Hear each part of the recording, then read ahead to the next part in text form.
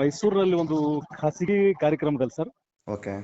ಹೊಲಸು ಹೊಲಗೇರಿ ಅಂತ ಹೇಳಿ ಮಾತನಾಡಿದ್ದಾರೆ ಸರ್. ಪದ ಬಳಕೆಯನ್ನ ಮಾಡ್ತಾರೆ. ಪದ ಬಳಕೆ ಮಾಡಿದ್ದಾರೆ ಸರ್. Okay okay. ಇವತ್ತು ಇಡೀ ಒಂದು ದಲಿತ ಸಮುದಾಯಕ್ಕೆ ಅವಮಾನ ಮಾಡಿದ್ದಾರೆ ಸರ್. ಅದಕ್ಕೆ ನಾವು ಗುಲ್ಬರ್ಗ ಸಬ್ ಅರ್ಬನ್ ಪೊಲೀಸ್ ಠಾಣೆಯಲ್ಲಿ 16ನೇ ತಾರೀಕು ಕೇಸ್ ದಾಖಲೆ ಮಾಡಿದ್ದೇವೆ ಸರ್. ಓಕೆ. ಅಲ್ಲಿ ಕೇಸ್ ಕೂಡ ದಾಖಲಾಗಿದೆ ಮತ್ತು ಆಳಂದ ತಾಲೂಕಿನ ನಿಂಬರ್ಗ ಪೊಲೀಸ್ ಠಾಣೆಯಲ್ಲಿ ಕೂಡ ಕೇಸ್ ದಾಖಲಾಗಿದೆ. ಮತ್ತೆ ನಾವು ಇವತ್ತು ರೀಸೆಂಟ್ ಆಗಿ ಮತ್ತೆ ಆರ್ಜಿ ನಗರ ಪೊಲೀಸ್ ಸ್ಟೇಷನ್ ನಲ್ಲೂ ಕೂಡ ಒಂದು ದೂರು ಅರ್ಜಿಯನ್ನ ಕೊಟ್ಟಿದ್ದೀವಿ. ಓಕೆ ಸರ್, ಇದಕ್ಕೆ ಸಂಬಂಧಪಟ್ಟ ಹಾಗೆ ಅವ್ರನ್ನ ಸಂಪರ್ಕಿಸಿದ್ರ ಅಂತಂದ್ರೆ ಈ ರೀತಿಯ ಪದ ಬಳಕೆ ಯಾಕೆ ಮಾಡಿದ್ರಿ ಅನ್ನೋ ರೀತಿಯಲ್ಲಿ ಪ್ರಶ್ನೆ ಏನಾದ್ರು ಮಾಡಿದ್ರ ಈ ದೂರು ದಾಖಲಿಸೋ ಪೂರ್ವದಲ್ಲಿ? ಅವರು ಹೇಗ್ ಮಾತಾಡ್ತಾರಪ್ಪ ಅಂತಂದ್ರೆ ನಾನೊಬ್ಬ ಫಿಲಿಮ್ದು ಟಾಪ್ ನಲ್ಲಿದ್ದಂತ ವ್ಯಕ್ತಿ ಅಂತ ಹೇಳಿ ಮಾತಾಡ್ತಾರೆ ಸರ್. ಹೇಗಂದ್ರೆ ನೀವೇನ್ ಮಾತಾಡ್ತೀರಿ ನಾನ್ ಮಾತಾಡ್ತೀನಿ ಅಂತ ಹೇಳಿ ಯಾರು ಮಾತಾಡ್ತಾರ ಅವ್ರ ಜೊತೆ ನಮ್ದು ರಾಜ್ಯ ನಾಯಕರ ಹನುಮಂತ ಯಲಸಂಗಿ ಸಾಹೇಬರು ಮಾತಾಡಿದಾಗ ಅವ್ರಿಗೂ ಕೂಡ ಒಂದು ಅವಾಚ್ಯ ಶಬ್ದಗಳಿಂದ ಬೈದುದದ ಸರ್. ಅವ್ರನ್ನು ಬೈದುದದ. ಮತ್ತ ಅವರು ವೃತ್ತಿಯಲ್ಲಿ ದೊಡ್ಡ ವಕೀಲರು ಅದಾರ. ಆಕೆ ಗೊತ್ತಿದ್ರು ಕೂಡ ಆ ಒಂದು ಪದವನ್ನು ಬಳಕೆ ಮಾಡ್ತಾರೆ ಸರ್. ಅವಾಚ್ಯ ಶಬ್ದಗಳನ್ನು ಬಳಕೆ ಮಾಡ್ತಾರೆ. ಓಕೆ. ಹೌದು ಸರ್. ಅಂದ್ರೆ ಅವಾಚ್ಯ ಶಬ್ದ ಅಂದ್ರೆ ಯಾವ ರೀತಿಯಾದಂತ ಪದಗಳು ಅಂತಂದ್ರೆ? ಅದು ಆಡು ಭಾಷೆ ಅದ ಅಂತ ಹೇಳ್ತಾರೆ ಸರ್. ಹೊಲಸು ಹೊಲಿಗೇರಿ ಅಂತ ನಾ ಪದ ಬಳಕೆ ಮಾಡಿದ ಆಡು ಭಾಷೆ ಅದ. ಎಲ್ಲರೂ ಮಾತಾಡ್ತಾರ, ನಾನು ಮಾತಾಡಿದೀನಿ. ಅಲ್ಲ ಅದೇ ಇದನ್ನೆಲ್ಲ ಆದ್ಮೇಲೂ ಒಂದು ಮಾತು ಹೇಳಿಕೆಯನ್ನ ಕೊಡ್ತಾರೆ, ಈ ರೀತಿಯಾಗಿ ಒಂದು ಜಾತಿ ಇದೆ ಅಂತ ನನ್ಗೆ ಗೊತ್ತಿಲ್ಲ ಸರ್. ಈ ದೇಶದ ಸಂವಿಧಾನವನ್ನು ಬರೆದವರು ಡಾಕ್ಟರ್ ಬಾಬಾ ಸಾಹೇಬ್ ಅಂಬೇಡ್ಕರ್ ಅವರು. ಓಕೆ. ಈ ದೇಶ ನಡೀತಾ ಇರೋದು ಡಾಕ್ಟರ್ ಬಾಬಾ ಸಾಹೇಬ್ ಅಂಬೇಡ್ಕರ್ ಹಾಕಿಕೊಟ್ಟ ಏನ್ ಬರೆದಂತ ಸಂವಿಧಾನದ ಮೇಲೆ ಈ ದೇಶ ನಡೀತಾ ಇದೆ ಸರ್. ಯಾರು ಏನ್ ಮಾಡ್ಬೇಕಂದ್ರೂ ಕೂಡ ಒಂದು ಕಾನೂನು ಚೌಕಟ್ಟಿನಲ್ಲಿ ಮಾತ್ರ ನಾವು ಮಾತನಾಡ್ಬೇಕಾಗ್ತದೆ ಸರ್. ಕಾನೂನು ಚೌಕಟ್ಟು ಮೀರಿ ನಾವು ಮಾತಾಡೋಕ್ಲೇ ಇಲ್ಲ ಸರ್. ಯಾರು ಮಾತಾಡ್ಬೇಕು ಕಾನೂನು ಚೌಕಟ್ಟಿನಲ್ಲೇ ಮಾತಾಡ್ಬೇಕು ಸರ್. ಆ ಒಂದು ಹೆಣ್ಣು ಮಗಳು ಅವರು ಹೆಣ್ಣು ಮಗಳು ಕೂಡ ಮಾತಾಡಿದ್ರೆ ಅವ್ರ ತಾಯಿ ಕೂಡ ಅದೇ ರೀತಿಯಲ್ಲಿ ಮಾತಾಡ್ತಾಳೆ ಸರ್. ಅವ್ರಿಗೂ ಯಾವ್ದು ಒಂದು ಇದು ಇಲ್ಲ ಸರ್, ಏನೋ ನಾಲೆಜ್ ಇಲ್ಲ ಸರ್ ಅವ್ರಿಗೆ. ಟೋಟಲಿ ಮನ್ಸಿಗೆ ಬಂದಂಗೆ ಮಾತಾಡ್ತಾರೆ. ಸುಮಾರು ಜನ ಫೋನ್ ಮಾಡಿದ್ರು ಕೂಡ ಅವ್ರಿಗೆ ಯಾವ್ದು ರೆಸ್ಪಾನ್ಸ್ ಮಾಡಿಲ್ಲ ಸರ್ ಅವರು. ಅದಕ್ಕಾಗಿ ನಾವು ಗುಲ್ಬರ್ಗ ಸಬ್ ಅರ್ಬನ್ ಪೊಲೀಸ್ ಠಾಣೆಯಲ್ಲಿ ಒಂದು ಅಟ್ರಾಸಿಟಿ ಕಾಯ್ದೆ ಅಡಿ ನಾವು ಕೇಸನ್ನು ಕೂಡ ದಾಖಲೆ ಮಾಡಿದೀವಿ ಸರ್. ಈಗ ಅವಳು 16ನೇ ತಾರೀಕಾಗಿ ಇಲ್ಲಿವರೆಗೂ ಕೂಡ ಅರೆಸ್ಟ್ ಮಾಡ್ತಾ ಇಲ್ಲ ಸರ್. ಇದೀಗ ಏನು ನಮ್ದು ದಲಿತ ಸೇನೆ ರಾಜ್ಯ ನಾಯಕರಾದಂತ ಹನುಮಂತ ಯಲಸಂಗಿ ಸಾಹೇಬ್ರು ಇಡೀ ರಾಜ್ಯಕ್ಕೆ ಒಂದು ಕರೆಯನ್ನು ಕೊಟ್ಟಿದ್ದಾರೆ ಸರ್. ಎಲ್ಲಾ ಜಿಲ್ಲೆಗಳಲ್ಲಿ 30 ಜಿಲ್ಲೆಗಳಲ್ಲಿ ಒಂದು ಹೋರಾಟ ನಡೀತದೆ. ಯಾರಿಗೆ ನಯನ ಕೂಡ್ಲೆ ಅರೆಸ್ಟ್ ಮಾಡ್ಬೇಕು ಸರ್. 4 ದಿವಸ ಯಾರಾದ್ರೂ ಗರೀಬರು ಯಾರು ಇದ್ರಪ್ಪ ಅಂದ್ರೆ ಇಮಿಡಿಯೇಟ್ ಆಗಿ ಅರೆಸ್ಟ್ ಮಾಡ್ತೀರಿ. ಮತ್ತೆ ಇವು ಓಪನ್ ಆಗಿ ಕೊಟ್ಟಳ ಇವತ್ತು ಸೋಷಿಯಲ್ ಮೀಡಿಯಾಗಳಲ್ಲಿ ಮತ್ತು ಮಾಧ್ಯಮಗಳಲ್ಲಿ ಮತ್ತು ಪತ್ರಿಕೆಗಳಲ್ಲಿ ಎಲ್ಲ ಕಡೆಯಲ್ಲೂ ಸುದ್ದಿ ಆದ್ರೂ ಕೂಡ 4 ದಿವಸ ಆತ ಸರ್. ಇವತ್ತಿಗೆ ಅವಳನ್ನ ಯಾವುದೂ ಸಂಪರ್ಕ ಮಾಡಿಲ್ಲ ಸರ್ ಪೊಲೀಸರು.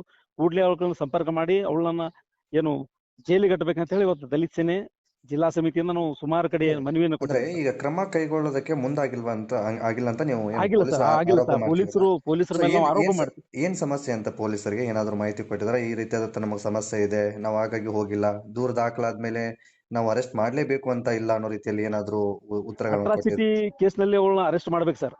ಓಕೆ. ಅಟ್ರಾಸಿಟಿ ಕಾಯ್ದೆ ಅಡಿ ಕೇಸ್ ಆಗಿದೆ ಸರ್. ಅವಳನ್ನ ಅರೆಸ್ಟ್ ಮಾಡ್ಬೇಕು ಸರ್ ಪೊಲೀಸರು. ಇನ್ನೂವರೆಗೂ ಮಾಡ್ತಾ ಇಲ್ಲ ಸರ್. ಅವಳು ರಾಜಾರೋಷವಾಗಿ ಅಲ್ಲೇ ಬೆಂಗಳೂರಿನಲ್ಲಿ ಓಡಾಡ್ತಾ ಇದ್ದಾಳೆ ಸರ್. ಈಗ ಬೆಂಗಳೂರು ಆ ಕಡೆ ಈ ಕಡೆ ಯಾರೇನ್ ಮಾಡ್ತಾರ ಅಂತ ಹೇಳಿ ಅನ್ನೋ ಒಂದು ಇದ್ರದಾಗ ಅಕ್ಕಿ ಯಾವ್ದು ಭಯ ಇಲ್ಲ ಸರ್. ಅಕ್ಕಿ ನಾನು ಒಂದು ದೊಡ್ಡ ಫಿಲಿಂ ಸಿಟಿ ಸ್ಟಾರ್ ಇದೀನಿ ಅಂತ ಹೇಳ್ಕೊ ತಿರ್ಗಾಡ್ತಾಳ ಸರ್. ಅಕ್ಕಿ ಏನಪ್ಪಾ ಅಂತ ನಾವು ಉಮಾಶ್ರೀ ಒಂದು ಅವರಿಗೆ ಅವರು ಸ್ಟಾರೇ ಇರಬಹುದು. ಈಗ ಒಬ್ಬ ಸ್ಟಾರ್ ಇರ್ತೀವಿ ಅಂದಾಗ ಒಂದು ಎಲ್ಲದಕ್ಕೂ ಒಂದು ಚೌಕಟ್ಟು ಅಂತಿದೆ. ಬಾಬಾ ಸಾಹೇಬ್ ಅಂಬೇಡ್ಕರ್ ಅವ್ರು ಆಯ್ಕೊಟ್ಟಿರ್ತಕ್ಕಂಥದಕ್ಕೆ ಎಲ್ಲದಕ್ಕೂ ಒಂದು ಚೌಕಟ್ಟಿದೆ. ಈಗ ಫಾರ್ ಎಕ್ಸಾಂಪಲ್ ಕಲಾವಿದ್ರು ಅಂತ ತಗೊಳ್ಳೋದಾದ್ರೆ ಇವತ್ತು ದರ್ಶನ್ ಕನ್ನಡ ಇಂಡಸ್ಟ್ರಿಯಲ್ಲಿ ದೊಡ್ಡ ಕಲಾವಿದ್ರು. ಹಾಗಂತ ಅವ್ರ ಮೇಲೆ ಒಂದು ಆರೋಪ ಕೇಳ್ತಾ ಇದೆ ಅಂದ ತಕ್ಷಣ ಅವ್ರ ಹೊರಗಡೆನ ಬಿಟ್ಟಿಲ್ಲ. ಪೊಲೀಸರು ಅವ್ರ ಮೇಲೆ ಯಾವ ರೀತಿಯಾಗಿ ಕ್ರಮಗಳನ್ನ ತೆಗೆದುಕೊಂಡಿದ್ದಾರೋ, ಅವ್ರು ಕೊಲೆ ಮಾಡಿದಾರೋ ಇಲ್ವೋ ಅದು ನಮಗ್ ಗೊತ್ತಿಲ್ಲ. ಅದು ಕಾನೂನು ಇದೆ, ಅದು ಏನಿದೆ ಅದು ಸಾಬೀತ್ ಮಾಡ್ಕೊಂಡು ಅದು ಪ್ರೊಸೆಸ್ ಅದು ಬೇರೆ. ಬಟ್ ಒಬ್ಬ ವ್ಯಕ್ತಿಯ ಮೇಲೆ ಈ ರೀತಿಯಾಗಿ ಆರೋಪ ಕೇಳಿದೆ ಅಂದ ತಕ್ಷಣ ಪೊಲೀಸರು ಅವ್ರನ್ನ ಬಂಧಿಸೋದಕ್ಕೆ ಪ್ರಾರಂಭ ಮಾಡ್ತಾರೆ. ಪೊಲೀಸರು ಅವ್ರನ್ನ ಬಂಧಿಸಿ ಈಗಾಗಲೇ ವರ್ಷವೇ ಕಳೆದೋಯ್ತು. ಸೊ ಅಂತದ್ರಲ್ಲಿ ಈಗ ಅವರಿಗೆ ಹೋಲಿಕೆ ಮಾಡಿದ್ರೆ ನನ್ಗನ್ಸಿದ ಹಾಗೆ ಅವ್ರಿಗಿಂತ ಚಿಕ್ಕ ಕಲಾವಿದ್ರು ದೊಡ್ಡ ಕಲಾವಿದ್ರು ಅಂತ ಏನಿರೋದಿಲ್ಲ. ಬಟ್ ಹೋಲಿಕೆ ಮಾಡಿದ್ರೆ ಅವ್ರಿಗಿಂತ ಒಂದು ಸ್ಟೆಪ್ ಕೆಳಗಡೆ ಇದಾರೆ ಅಂತಾನೆ ಅನ್ಕೋಬಹುದು. ಆದ್ರೆ ಅವ್ರ ಮೇಲೆ ಯಾಕೆ ಪೊಲೀಸರು ಕ್ರಮವನ್ನ ಕೈಗೊಳ್ತಾ ಇಲ್ಲ ಅನ್ನೋದು ಒಂದು ದೊಡ್ಡ ಪ್ರಶ್ನೆ. ಜೊತೆಗೆ ಒಂದು ಕಲಾವಿದರಾದವ್ರಿಗೆ ಒಂದು ಈಗ ಏನೋ ನಮ್ಮಿಂದ ಯಾರಿಗೋ ಒಂದು ಆಕಸ್ಮಿಕನೋ ಅನಿವಾರ್ಯವಾಗಿನೋ ಗೊತ್ತಿಲ್ಲದೇನೋ ಒಂದು ತಪ್ಪಾಗಿದೆ ಅಂದಾಗ ಆ ಒಂದು ಏನು ಏನ್ ಹೇಳ್ತೀವಿ, ಅವ್ರಿಗೆ ಯಾರಿಗೆ ನೋವಾಗಿದೆಯೋ ಅವರು ಫೋನ್ ಮಾಡಿ ಮಾತನಾಡಿದಾಗ ಒಂದು ರೆಸ್ಪಾನ್ಸ್ ಅಂತ ಇರುತ್ತೆ. ಒಬ್ಬ ಇರುತ್ತೆ ಕಲಾವಿದರಿಗೆ ಇರುತ್ತೆ ಬೇಕಾದಾದ್ರೂ ಇರ್ಲಿ, ಇವತ್ತು ನಾನೇ ಆಗಿರ್ಲಿ, ನೀವೇ ಆಗಿರ್ಲಿ, ಮತ್ತೊಬ್ಬರೇ ಆಗಿರ್ಲಿ, ಸೊ ನಿಮ್ಮಿಂದ ಈ ರೀತಿಯಾಗಿ ಮಾತನಾಡಬಾರ್ದಿತ್ತು ಅಥವಾ ಈ ರೀತಿಯಾದಂತ ಪದ ಬಳಕೆ ಆಗ್ಬಾರ್ದಿತ್ತು, ಇದಕ್ಕೆ ಒಂದು ಕ್ಷಮೆ ಕೇಳಿ ಅಂದ ತಕ್ಷಣ ಕ್ಷಮೆ ಕೇಳೋದ್ರಿಂದ ಆ ವ್ಯಕ್ತಿ ಇನ್ನೂ ದೊಡ್ಡ ಕಲಾವಿದ ಆಗ್ತಾನೆ ಅನ್ನೋದು ಹೌದು ನನ್ನ ಎಸ್ ನಂಬಿಕೆ. ಸೊ ಎಸ್ ಒಂದು ಸರ್ ಎಸ್ ಕ್ಷಮೆನೂ ಕೂಡ ಇಲ್ಲಿವರೆಗೂ ಕೇಳಿಲ್ಲ ಕೇಳಿಲ್ಲ. ಅನ್ನೋದು ಅದು ಕೂಡ ಹರಿದಾಡ್ತಾ ಇದೆ. ಸೊ ಏನು ಅಂತ ಅವ್ರಿಗೆ ಕ್ಷಮೆ ಕೇಳೋದಕ್ಕೆ ಈಗ ಅವ್ರು ಏನ್ ಹೇಳ್ತಾ ಇದ್ದಾರೆ, ಒಂದು ಕ್ಷಮೆ ಕೇಳಿ ಅಂತ ನೀವು ಕೂಡ ಕೆಲವೊಂದಿಷ್ಟು ವಿಡಿಯೋಸ್ಗಳು ಅಥವಾ ಏನೇನೋ ಮನವಿಗಳು ಕೂಡ ಮಾಡಿದ್ರಿ ಅಂತ ಅನ್ಸುತ್ತೆ. ಅಂದ್ರೆ ಒಟ್ಟು ಈ ದಲಿತ ಸೇನೆಯ ಒಂದು ಏನಿದೆ ಆ ಕಡೆಯಿಂದ ಇದಕ್ಕೆ ಏನೋ ಅವ್ರು ಪ್ರತಿಕ್ರಿಯೆಗಳನ್ನು ಕೊಟ್ಟಿದ್ರು ಇಲ್ಲಿವರೆಗೂ? ನಾನು ಎಲ್ಲಿ ನಾನು ನಿಮಗೆ ಸಾರಿ ಕೇಳಲ್ಲ, ನಾನು ಎಲ್ಲಿ ಕೇಳಬೇಕು ಅಲ್ಲಿ ಕೇಳ್ತೀನಿ ಅಂತ ಹೇಳ್ತಾರೆ ಸರ್. ಯಾರಿಗೆ ಕೇಳ್ತಾರೆ ಸರ್? ಇವತ್ತು ಫಿಲಿಂ ಚೇಂಬರ್ ಅವರು ಏನು ಕರ್ನಾಟಕ ಚಲನಚಿತ್ರ ವಾಣಿಜ್ಯ ಮಂಡಳಿ ಅವರಿಗೂ ಕೂಡ ನಾವು ಕೇಸ್ ಕಂಪ್ಲೇಂಟ್ ಕೊಟ್ಟಿದೀವಿ ಸರ್. ಅವ್ರನ್ನು ಕರೆದ್ರು ಕೂಡ ರೆಸ್ಪಾನ್ಸ್ ಮಾಡ್ತಾ ಇಲ್ಲ ಸರ್ ಆ ಹೆಣ್ಮಗಳು. ಹ್ಮ್ ಹ್ಮ್ ಹ್ಮ್ ಆ ಚಲನಚಿತ್ರ ಮಂಡಳಿ ಅಧ್ಯಕ್ಷರು ಫೋನ್ ಮಾಡ್ತಾರೆ ಸರ್, ಅವರಿಗೆ ರೆಸ್ಪಾನ್ಸ್ ಮಾಡ್ತಾ ಇಲ್ಲ ಸರ್ ಆ ಹೆಣ್ಮಗಳು, ಹ್ಮ್ ಮಾಡ್ತಾ ಇಲ್ಲ ಸರ್. ಅವ್ರಿಗೂ ರೆಸ್ಪಾನ್ಸ್ ಏನ್ ಮಾಡ್ತಿಲ್ಲ. ಅವ್ರಿಗೆ ಬಿ ರೆಸ್ಪಾನ್ಸ್ ಇಲ್ಲ ಸರ್. ಒಟ್ಟು ಅದಕ್ಕ ಅಂದ್ರೆ ನಾವ್ ಇವತ್ತ ಏನ್ ದೊಡ್ಡ ದೊಡ್ಡ ಮಾಡ್ತೀವೋ ಅದೇ ಸರಿ ಕಲಾವಿದರು ಅಂತ ಇದ್ದಾರೆ ಸರ್. ಇದಾರ ಡಾಕ್ಟರ್ ಅವರು. ರಾಜ್ಕುಮಾರ್ ಆಗಿರ್ಬೋದು, ಶಿವರಾಜ್ ಕುಮಾರ್ ಆಗಿರ್ಬೋದು, ರಾಘವೇಂದ್ರ ರಾಜ್ಕುಮಾರ್ ಆಗಿರ್ಬೋದು, ಪುನೀತ್ ರಾಜ್ಕುಮಾರ್ ಆಗಿರ್ಬೋದು, ಅಂತವ್ರು ನೋಡಿ ಇಂಥವ್ರು ಕಲಿಬೇಕು ಸರ್. ಇವರು ಯಾವ ಇನ್ನ ಅಲ್ಲಿ ಇಲ್ಲ ಸರ್. ಇವ್ರು ಇನ್ನ ಒಂದು ಸಣ್ಣದ ಒಂದು ಮೊಳಕೆರ ಸರ್ ಇವ್ರು. ಇವತ್ತಂತ ಅಂತ ಒಂದು ಕುಟುಂಬ ನೋಡಿ ಕಲಿಬೇಕು ಸರ್ ಇವ್ರು. ಅಲ್ಲ ಕಲಾವಿದರಿಗೆ ಸಾಯೋವರೆಗೂ ಕಲಿದೇ ಇರುತ್ತೆ. ಕಲಾವಿದ್ರಂತಲ್ಲ, ಎಲ್ರಿಗೂ ಹೌದು ಸರ್. ಜೀವನದಲ್ಲಿ ಕಲಿತಾನೆ ಇರ್ತಾರೆ, ಕಲಿತಾನೆ ಸಾಯ್ಬೇಕು. ಸೊ ಸಾಯೋವರೆಗೂ ಕಲಿಯೋದು ಇದ್ದೇ ಇರುತ್ತೆ. ಬಟ್ ನಮ್ಮದೇ ಒಂದು ಇದ್ರಲ್ಲಿ ಹೋಗ್ತಿರ್ತೀವಿ, ವೇಯಲ್ಲಿ ಹೋಗ್ತಿದೀವಿ ಅಂದಾಗ ಸೊ ಸಾಕಷ್ಟು ಕಲಿಬೇಕಾಗತ್ತೆ. ಬಟ್ ನನ್ಗನ್ಸುತ್ತೆ ಇದನ್ನ ಇಷ್ಟು ದೊಡ್ಡದು ಮಾಡೋವರೆಗೂ ಹೋಗುವಂತ ಅವಶ್ಯಕತೆ ಇರ್ಲಿಲ್ಲ ಅನ್ಸುತ್ತೆ. ಯಾಕಂತಂದ್ರೆ ಬೈ ಮಿಸ್ಟೇಕ್ ಆಗಿ ಅವರು ಪದ ಬಳಕೆ ಮಾಡಿದ್ರು ಅಥವಾ ಗೊತ್ತಿದ್ದು ಮಾಡಿದ್ರು ಗೊತ್ತಿಲ್ಲದೆ ಮಾಡಿದ್ರು ಗೊತ್ತಿಲ್ಲ. ಈಗ ಅದು ಇದನ್ನೆಲ್ಲರೂ ಒಪ್ಕೋತೀವಿ. ಹೇಳ್ಬೇಕಲ್ಲ ಸರ್. ಈಗ ಅದೇ ಆಯ್ತು, ಸೋಷಿಯಲ್ ಮೀಡಿಯಾ ಅದೇನೆ ಮುಖಾಂತರ ಇವತ್ತ ಒಂದು ಕ್ಷಮೆ ಮಾಧ್ಯಮದ ಕೇಳೋದ್ರಿಂದ ಮುಖಾಂತರ ಕ್ಷಮೆ ನಯನ ಕೇಳಿದ್ರೆ ಅವ್ರದ್ದು. ಮುಗಿದೋಗ್ತಿದ್ದು. ಅದು ದೊಡ್ಡ ವ್ಯಕ್ತಿ ಆಗ್ತಿಲ್ಲ ಸರ್. ಇನ್ನ ದೊಡ್ಡ ವ್ಯಕ್ತಿ ಆಗ್ತಿಲ್ಲ. ಓಕೆ, ಹೌದು, ಅದೇ ನಾನು ತಪ್ಪಿಲ್ದೆ ನಾನು ಒಂದು ಪದವನ್ನು ಬಳಕೆ ಮಾಡಿದ್ದೀನಿ, ಓಕೆ. ಅದನ್ನ ತಪ್ಪಾಗಿದೆ, ಇನ್ನೊಮ್ಮಿಂತ ತಪ್ಪಾಗ್ಲಾರ್ದ ನಾನು ನೋಡ್ಕೋತೀನಪ್ಪ ಅಂತಂದ್ರೆ ಇನ್ನ ದೊಡ್ಡ ಎತ್ತರ ಮಟ್ಟಕ್ಕೆ ಬೆಳಿತೀವಿ ಸರ್ ಆ ಹೆಣ್ಮಗಳು. ಓಕೆ, ಹೌದು ಹೌದು ಹೌದು ಹೌದು, ಓಕೆ ಓಕೆ. ಈ ಅದು ಹಿಂದೆನೂ ಆ ಹೆಣ್ಮಗಳು ಈ ಮಾಡ್ತಾ ಒಂದು ಇಲ್ಲ ಸರ್. ಉತ್ತರ ಕರ್ನಾಟಕದ ಒಬ್ಬ ಕಲಾವಿದನು ಈ ಒಂದು ಪದ ಬಳಕೆ ಮಾಡಿದ್ದನ್ನೋ ಒಂದು ಆರೋಪ ಇತ್ತು. ಯಾರು ಈ ಸಿಂಗರ್ ವ್ಯಕ್ತಿ ಹೆಸರು ಮರ್ತೋಯ್ತು. ಅವರು ಕ್ಷಮೆ ಕೇಳಿದ್ರು, ಅದಾದ ಬಳಿಕ ಕ್ಷಮೆ ಟಿ ಕೇಳಿದ್ರು. ರವಿ ಅವರು ಕ್ಷಮೆ ಕೇಳಿದ್ದಾರೆ ಸರ್. ಒಂದು ಪದವನ್ನು ಬಳಕೆ ಮಾಡಿದ್ದಾರೆ ಅವರು. ಅವರು ಹ್ಮ್ ಕೂಡ ಒಂದು ಕ್ಷಮೆಯನ್ನು ಕೇಳಿದ್ದಾರೆ ಸರ್, ಟಿ ಹ್ಮ್ ರವಿ ಅವರು. ಹ್ಮ್ ಹ್ಮ್ ಓಕೆ. ಇದು ಈ ಇವತ್ತು ಮ್ಯೂಸಿಕ್ ನಮಗೇನ್ ಅನಿಸ್ತಾ ಮೈಲಾರಿ ಇದೆ ಅಂತ ಸರ್? ರೀಸೆಂಟ್ ಆಗಿ ಒಬ್ಬ ವ್ಯಕ್ತಿ ಉತ್ತರ ಕರ್ನಾಟಕದ ಕಲಾವಿದ, ಅವರು ಈ ಒಂದು ಪದ ಬಳಕೆಯನ್ನ ಮಾಡಿರ್ತಾರೆ, ಮ್ಯೂಸಿಕ್ ಮೈಲಾರಿ ಅಂತ. ಹೌದು ಹೌದು ಸರ್, ಹೌದು ಹೌದು. ಅವರು ಕೂಡ ಇದನ್ನ ಜನಗಳು ಈ ಪದ ಬಳಕೆ ಮಾಡೋ ತಪ್ಪು ಅಂದಾಕ್ಷಣ ಅವರು ಕ್ಷಮೆ ಕ್ಷಮೆಯನ್ನ ಕೇಳ್ತಾರೆ. ಸೊ ಕೇಳ್ತಾರೆ ಅವ್ರ ಸರ್, ಮೇಲೆ ಕೇಳ್ತಾರೆ. ಯಾವುದೇ ರೀತಿಯಾದಂತ ದೂರು ದಾಖಲಾಗಿಲ್ಲ ಅಂತ ಅನ್ಕೋತೀನಿ, ಬಹುಶಃ ನನ್ಗೆ ಇರುವಂತ ಮಾಹಿತಿ, ನನ್ನ ರಿಸರ್ಚ್ ಪ್ರಕಾರ. ಸೊ ಕ್ಷಮೆ ಕೇಳಿದ ಮೇಲೆ ಕ್ಷಮಿಸಿ, ಏನೋ ಇದೊಂದ್ಸರಿ ತಪ್ಪಾಗಿದೆ, ಮುಂದೆ ಈ ರೀತಿ ಆಗದೆ ತಪ್ಪು ಆಗದೆ ಇರೋ ರೀತಿಯಲ್ಲಿ ಹೋಗ್ಬಿಡಪ್ಪ ಅನ್ನೋ ರೀತಿಯಲ್ಲಿ ದಲಿತ ಸಂಘಟನೆಯವರು ಮಾರ್ಗದರ್ಶನವನ್ನ ನೀಡಿದ್ರು.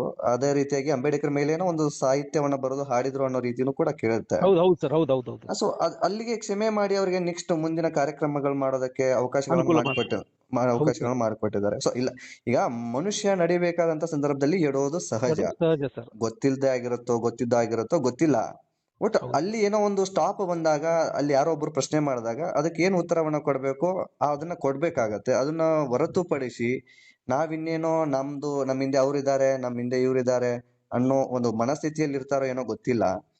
ಆದ್ರೆ ಯಾಕೆ ಅವ್ರು ಉಡಾಪೆ ಉತ್ತರಗಳನ್ನು ಕೊಡ್ತಾ ಇದಾರೋ ನಮ್ದು ಗೊತ್ತಾಗ್ತಾ ಇಲ್ಲ. ಇನ್ನೊಂದ್ ಸರ ಹೆಣ್ಮಗಳು, ನಮ್ದು ಜಿಲ್ಲಾ ನಾಯಕ ಪ್ರಕಾಶ್ ಅಂತ ಹೇಳಿ ಬಿಜಾಪುರದವ್ರು ಮಾತಾಡ್ತಾರೆ ಸರ್. ಹ್ಮ್ ಅವ್ರಿಗೆ ಏನಂತಾಳ ಸರ್, ನಾನು ಬಟ್ಟೆ ಬಿಚ್ಚಿ ಕುಣಿತೀನಿ, ನೀವು ಕುರ್ಚಿ ಹಾಕೊಂಡು ಎದುರು ಕುಂತ್ ನೋಡ್ತೀರಾ ಅಂತ ಕೇಳ್ತಾಳೆ ಸರ್. ಅದು ನಮ್ಗೆ ವಿಡಿಯೋ ಹಾಕ್ತೀನಿ ಸರ್, ಅದನ್ನು ವಿಡಿಯೋ ಹಾಕ್ತೀನಿ. ಆ ಹ್ಮ್ ತರ ಹ್ಮ್ ಮಾತಾಡ್ತಾಳೆ ಸರ್. ಹ್ಮ್ ಹ್ಮ್ ಪ್ರಕಾಶನವರಿಗೆ ನಾನು ಬಟ್ಟೆ ಕಳಿತೀನಿ, ನಿಮ್ ಹ್ಮ್ ಎದುರು ಕುಣಿತೀನಿ, ಕುರ್ಚಿ ಹಾಕೊಂಡು ನೋಡ್ಬೇಕಂತ ಹೇಳ್ತಾಳೆ ಸರ್. ಈ ರೀತಿಯಾಗಿ ನೇರವಾಗಿ ಅವರೇ ಈ ರೀತಿ ಮಾತನಾಡ. ನೇರವಾಗಿ ಮಾತಾಡಿದ್ರೆ ಸರ್. ಅದು ನಿಮ್ಗೆ ವಿಡಿಯೋನ ಹಾಕ್ತೀನಿ ಸರ್. ಅದು ವಿಡಿಯೋ ಹ್ಮ್ ಹ್ಮ್ ನಂಬರ್ ಸೇವ್ ಮಾಡ್ಕೊಂಡು ನಿಮ್ಗೆ ವಿಡಿಯೋ ಹಾಕ್ತೀನಿ ಸರ್. ಅದು ಓಕೆ. ಆ ತರ ಮಾತಾಡಿದಾರೆ ಸರ್ ಅಲ್ಲ, ಅಷ್ಟು ಅವಳು. ಅಸಭ್ಯವಾಗಿ ಹ್ಮ್ ಮಾತನಾಡುವಂತ ಅವಶ್ಯಕತೆ ಇರ್ಲಿಲ್ಲ ಅಂತೀನಿ, ಒಂದು ಇರ್ಲಿಲ್ಲ ಸರ್, ಹೆಣ್ಣಾಗಿ ಇರ್ಲಿಲ್ಲ ಸರ್, ಒಂದು ಇರ್ಲಿಲ್ಲ ಸರ್. ಕಲಾವಿದರಾಗಿ. ಯಾಕಂತಂದ್ರೆ ಕಲಾವಿದರಿಗೆ ನಮ್ಮ ಹತ್ರ ಎಷ್ಟೇ ಟ್ಯಾಲೆಂಟ್ ಇದೆ, ಎಷ್ಟೇ ನಾವು ಮಾಡ್ತೀವಿ ಅಂದಾಗ ಜನಗಳ ಸಪೋರ್ಟ್ ಖಂಡಿತವಾಗಿ ಬೇಕಾಗತ್ತೆ. ಅವ್ರ ಜನರ ನಾವು ಸಪೋರ್ಟ್ ಇಲ್ಲದೆ ಕೋಟ್ಯಾಂತರ ಅವರು. ರೂಪಾಯಿ ದುಡ್ಡು ಹಾಕಿ ಒಂದ್ ಯಾವ್ದೋ ಸಿನಿಮಾ ಮಾಡ್ತೀವಿ ಅಥವಾ ಇನ್ಯಾವುದೋ ಒಂದು ಶೋ ಮಾಡ್ತೀವಿ, ಏನೋ ಮಾಡ್ತೀವಿ ಅಂದಾಗ ಹೌದು ಸರ್, ಜನಗಳಲ್ಲಿ ಬರಲಿಲ್ಲ ಅಥವಾ ಜನಗಳೇ ಸಪೋರ್ಟ್ ಮಾಡಿಲ್ಲ ಅಂದ್ರೆ ಇವ್ರ ಕೆರಿಯರ್ ಹಾಳಾಗಿ ಹೋಗ್ಬಿಡುತ್ತೆ. ಸೊ ಅವ್ರ ಹತ್ರ 100%. ಅವ್ರ ಟ್ಯಾಲೆಂಟ್ ಬಗ್ಗೆ ಆಗ್ಲಿ ಅಥವಾ ಅದ್ರ ಬಗ್ಗೆ ನಾನು ಮಾತನಾಡ್ತಾ ಇಲ್ಲ, ಬಟ್ ಹೌದು ಜನ ಸರ್. ಮತ್ತು ಕಲಾವಿದರ ಸಂಬಂಧವನ್ನ ನಾವು ಗಮನಿಸೋದಾದ್ರೆ ಅವ್ರಿಗೆ ಖಂಡಿತವಾಗಿಯೂ ಜನರ ಅವಶ್ಯಕತೆ ಇರುತ್ತೆ. ಇಲ್ಲಿ ಜಾತಿ ಧರ್ಮ ಅದು ಬೇರೆ ವಿಚಾರ. ಬೇರೆ ಬೇರೆ ಸರ್, ಅದು ಈಗ ಸೆಕೆಂಡ್. ಅದೇ ಜನರ ಮನಸ್ಸನ್ನ ಗೆಲ್ಲುವಂತ ಕೆಲಸವನ್ನ ಮಾಡ್ಬೇಕಾಗ ಅದ್ಯಾಕೆ ನಯನ ಅವರು ಈ ರೀತಿಯಾದಂತ ಉಡಾಪೆ ಉತ್ತರಗಳನ್ನ, ಈ ರೀತಿಯಾಗಿ ಉಡಾಪೆ ಮಾತುಗಳನ್ನ ಹೇಳ್ತಾ ಇದಾರೋ ಗೊತ್ತಿಲ್ಲ. ಸೊ ಈಗ ಅದಕ್ಕೆ ಸಂಬಂಧಪಟ್ಟ ಹಾಗೆ ದೂರನ್ನ ನೀವು ಹಾಗಾದ್ರೆ ದಾಖಲು ಮಾಡಿದ್ದೀರಾ? ದಾಖಲೆ ಮಾಡಿದ್ವಿ ಸರ್ ಓಕೆ. ಬರಬಂತ ಇನ್ನು ಪೊಲೀಸ್ ಠಾಣೆಯಲ್ಲಿ. ಪೊಲೀಸರು ಕೂಡ ಅದಕ್ಕೆ ಕ್ರಮ ಕೈಗೊಳ್ಳೋದಕ್ಕೂ ಮುಂದಾಗಿಲ್ಲ. ಪೊಲೀಸರ ಕಡೆಯಿಂದ ಮುಂದಾಗಿ ಏನ್ ಸಮಸ್ಯೆ ನಮಗೇನ್ ಅಂತ ಅನ್ನಿಸ್ತದಪ್ಪ ಪೊಲೀಸರಿಗೆ ಅಂದ್ರ ಏನ್ ಸಮಸ್ಯೆ ಇದೆ ಇವತ್ತ ಅಂತ ಗೊತ್ತಿಲ್ಲ ಹಾಗಾದ್ರೆ.